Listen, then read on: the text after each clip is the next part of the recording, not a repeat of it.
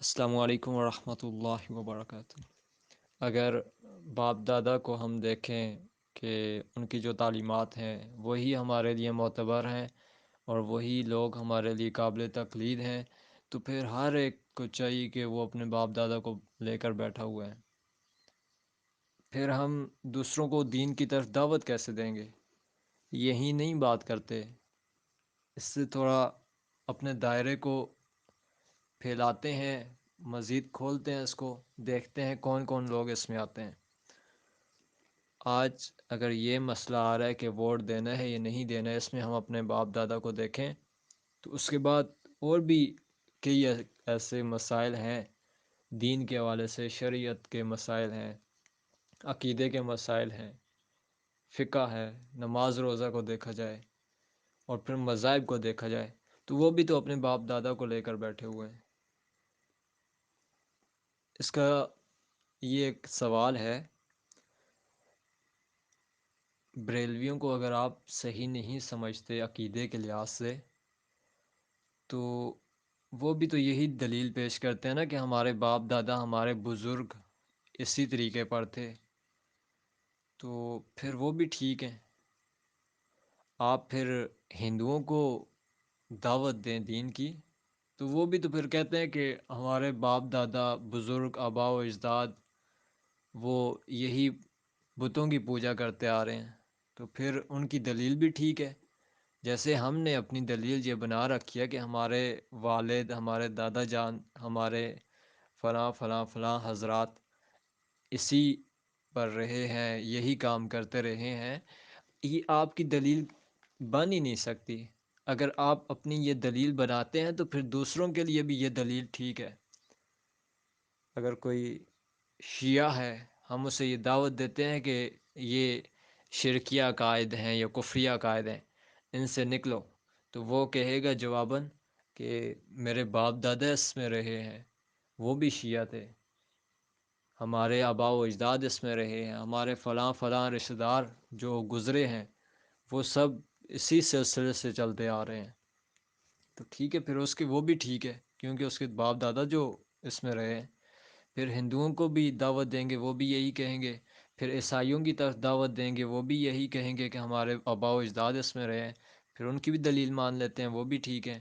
اور یہودیوں کی بھی دلیل مان لیتے ہیں، اسرائیلیوں کی بھی دلیل مان لیتے ہیں، قادیانیوں کی بھی دلیل مان لیتے ہیں، اور جتنے دنیا کے کافر ہیں ان سب کی یہ دلیل مان لیتے ہیں کہ ان کے باپ دادا بھی تو کافر تھے، ان کے باپ دادا بھی تو بتوں کو پوجتے تھے، ان کے باپ دادا بھی تو چرچ جاتے تھے۔ تو یہ ہرگز یہ دلیل معتبر نہیں ہو سکتی، نہ میرے لیے نہ آپ کے لیے۔ آپ کے لیے دلیل ہے تو قرآن و سنت ہے، میرے لیے بھی دلیل ہے تو قرآن و سنت ہے۔ اس کو ہم دلیل بنا ہی نہیں سکتے کہ ہمارے باپ دادا، یہ تو دلیل ہے ہی نہیں، اس کی نفی ہو گئی۔ یہ عقلی طور پہ بھی درست نہیں ہے کہ آپ دعوت کے میدان میں پھر کام ہی نہیں کر سکتے۔ پھر دوسرے بھی ٹھیک ہیں، تیسرے بھی ٹھیک ہیں، چوتھے بھی ٹھیک ہیں، ہم بھی ٹھیک ہیں، بس اپنے اپنے باپ دادا کو لے کر بیٹھ جاؤ کہ وہ جس موقف کو اختیار کیے ہوئے تھے بس وہ موقف درست ہے۔ آپ کے جو بزرگ حضرات، آباء و اجداد جس موقف کو اختیار کر کے بیٹھے ہوئے تھے یا اسی کو اختیار کرتے کرتے فوت ہو گئے، بس وہ بھی ٹھیک ہے، ہم بھی ٹھیک ہیں، بس ٹھیک ہے، سارے ہی ٹھیک ہیں، جاتے ہیں پھر۔ تو کس شخص کی یہ بات درست مانی جائے گی؟ کسی کی بھی نہیں۔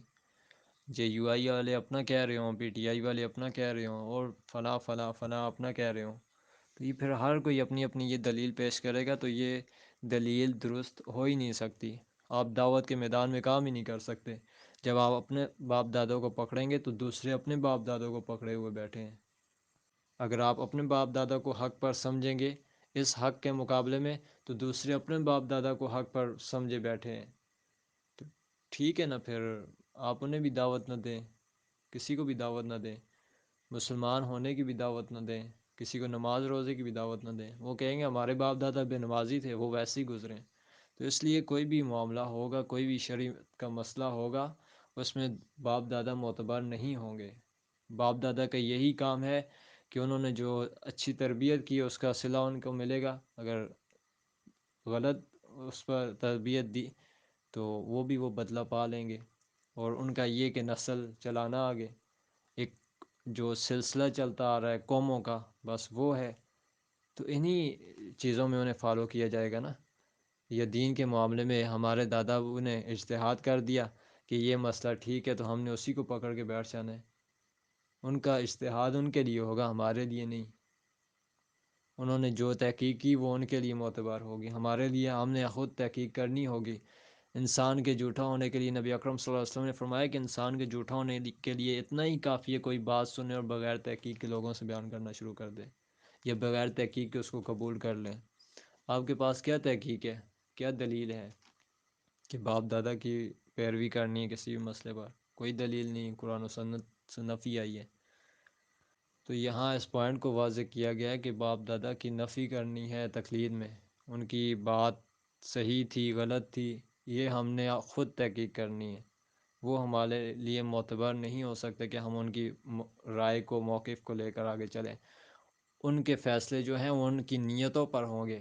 ان کے پاس علم نہیں تھا، نیت درست تھی، تو اللہ تعالیٰ انہیں اجر عطا فرمائے. اور ہم یہی امید رکھتے ہیں کہ ہمارے باپ دادا اس موقف کو لیے ہوئے تھے کہ ان کی نیتیں درست تھیں اور وہ اسلامی نظام کا غلبہ چاہتے تھے، اور اسی لیے انہوں نے جماعت اسلامی کو اختیار کر رکھا تھا، جوائن کر رکھا تھا.